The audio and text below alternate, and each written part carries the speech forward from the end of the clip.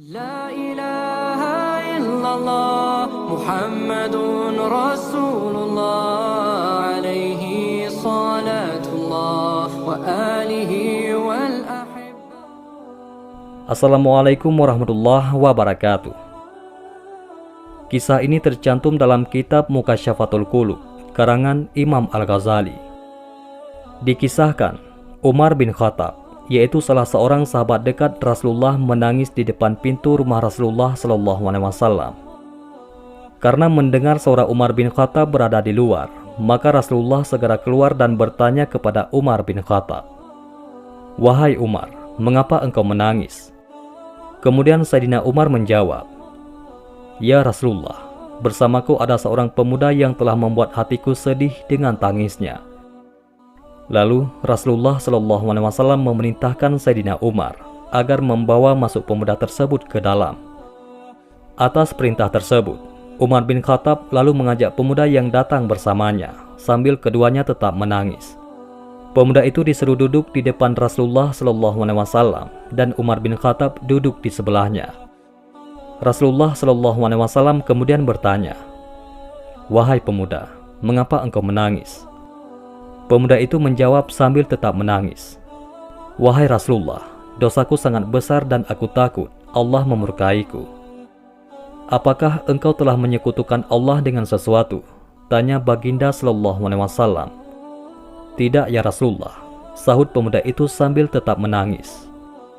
"Apakah engkau telah membunuh seseorang dengan alasan yang tidak benar?" Rasulullah SAW kembali bertanya. "Tidak ya Rasul," sahut pemuda itu sambil terus menangis. Lalu Rasulullah SAW bersabda, "Sungguh, dosamu sebesar apapun Allah akan mengampuninya, sekalipun memenuhi langit dan bumi." "Sungguh, dosaku lebih besar dari itu ya Rasul," sahut pemuda tersebut. "Apakah dosamu melebihi Arash? Besar mana dengan Arash?" tanya Baginda SAW. "Dosaku sangat besar ya Rasulullah." "Lalu besar mana dosamu dengan keagungan, ampunan dan rahman Allah?" tanya Rasulullah SAW. "Tentu keagungan, ampunan dan rahman Allah lebih besar.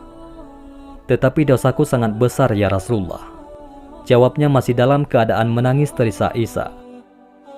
Karena kurang mengerti maksud pengakuan dari pemuda tersebut, akhirnya Rasulullah SAW bertanya kembali, "Cobalah katakan, dosa apa yang pernah engkau perbuat?" "Aku malu menyebutnya ya Rasulullah," kata si pemuda tersebut. Karena Rasulullah SAW terus bertanya, pemuda itu pun mengatakan dosanya secara jujur. Maka dengan perasaan malu dan takut, pemuda itu pun menceritakan dosa yang dilakukannya. "Wahai Rasulullah, aku ini seorang penggali kubur sejak 7 tahun yang lalu, hingga meninggalnya putri dari seorang sahabat Ansar. Melihat kecantikan dan kemolekan tubuhnya, nafsu birahiku memuncak. Setelah kuburan sepi, kubongkar kuburnya dan kutelanjangi mayat gadis tersebut. Setelah kucumbui, nafsu birahiku tak dapat kutahan lalu kusetubuhi. Saya terkejut, tiba-tiba mayat gadis itu berkata, 'Tidakkah engkau malu kepada Allah pada hari Allah menghukum orang-orang yang berbuat zalim? Sementara engkau menelanjangiku dan menyetubuhiku di antara orang-orang yang telah mati. Engkau membuatku dalam keadaan junub di hadapan Allah.'" Mendengar pengakuan dari si pemuda itu, Rasulullah SAW segera bangkit berdiri dan meninggalkannya seraya berseru, "Hai pemuda fasik, pergilah, jangan engkau dekati aku. Nerakalah tempatmu kelak." Pemuda itu pun segera keluar meninggalkan rumah Rasulullah SAW sambil menangis. Ia berjalan dengan arah tak menentu keluar dari kampung.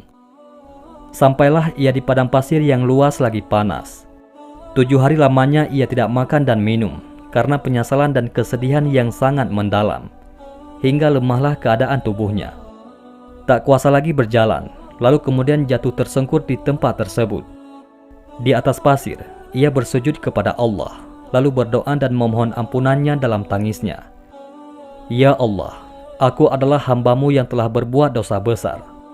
Sekarang aku datang ke pintu-Mu, agar engkau berkenan menjadi penolongku di sisi kekasih-Mu.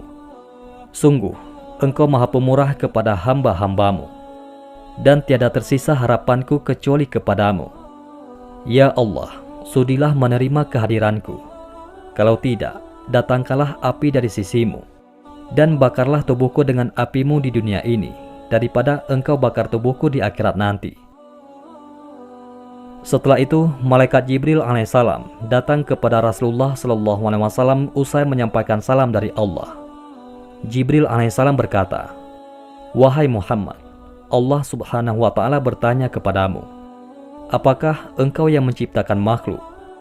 Bahkan dialah yang menciptakan diriku dan mereka." Jawab Rasulullah SAW. "Apakah engkau yang memberi rezeki kepada mereka?" tanya Jibril alaihissalam.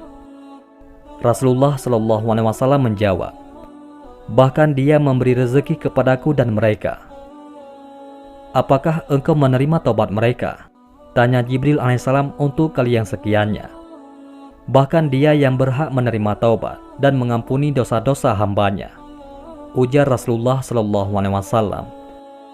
Malaikat Jibril alaihissalam lalu berkata, "Allah berfirman kepadamu, telah datang kepadamu seorang hambaku, dan ia menerangkan satu dosa dari beberapa dosanya. Maka kamu berpaling daripadanya dan dosanya. Maka bagaimana keadaan orang-orang mukmin kelak, apabila mereka datang dengan dosa yang banyak lagi besar, ibarat gunung yang besar? Engkau adalah utusanku yang aku utus sebagai rahmat untuk seluruh alam. Maka jadilah kamu orang yang sayang menyayangi pada semua orang yang beriman, menjadi penolong bagi orang-orang yang telah berdosa dan memaafkan ketelanjuran dan kesalahan mereka. Karena sesungguhnya aku telah mengampunkannya, menerima taubatnya dan dosanya." Kemudian Rasulullah SAW mengutus beberapa sahabat. Maka mereka menemui pemuda tersebut, lalu memberi kabar gembira kepadanya dengan maaf dan ampunannya. Lalu mereka membawa pemuda tersebut berjumpa dengan Rasulullah, yang mana ketika itu beliau sedang menunaikan sholat maghrib, dan mereka pun bermakmum di belakangnya. Ketika Rasulullah SAW membaca surah Al-Fatihah yang dilanjutkan dengan surah At-Takatsur sampai baginda membaca hatta zurtumul maqabir, maka berteriaklah pemuda itu dengan keras lalu langsung jatuh. Ketika selesai sholat, mereka dapati pemuda itu telah meninggal dunia. Mudah-mudahan Allah menerima taubatnya. Wallahu a'lam bishawab. Mudah-mudahan ini semua bermanfaat. Assalamualaikum warahmatullahi wabarakatuh.